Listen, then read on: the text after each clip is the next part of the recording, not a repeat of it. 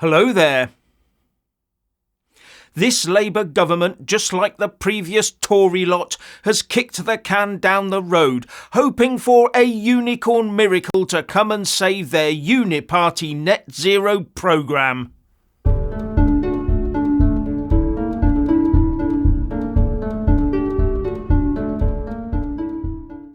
Keir Starmer has been forced to extend the life of 4 of our French-owned nuclear power stations because the net zero sums just do not add up.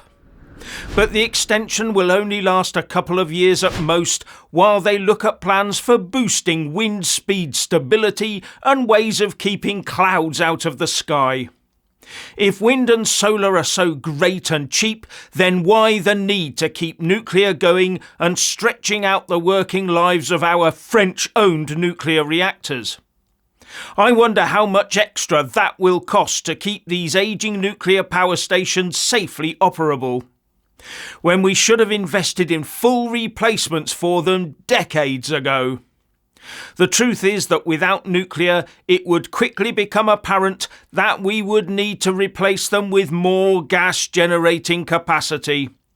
It would blow a hole in Ed Miliband's plans, and also the whole argument that we don't need gas.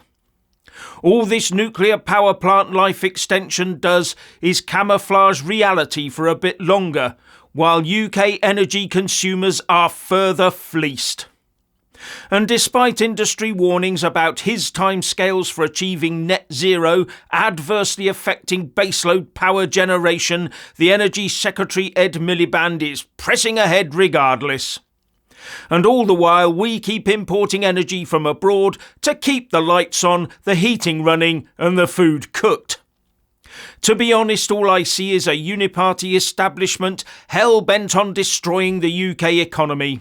And strangling off its access to cheap energy is part of that process, as is razing agriculture to the ground and keeping the borders as wide open as possible. The nuclear reactors we have in the UK are getting old and keep having their lives extended, but there appears to be no real drive to replace them. Just more and more plans for solar panels and wind turbines cluttering up the place. We're all doomed, I tell you. Doomed.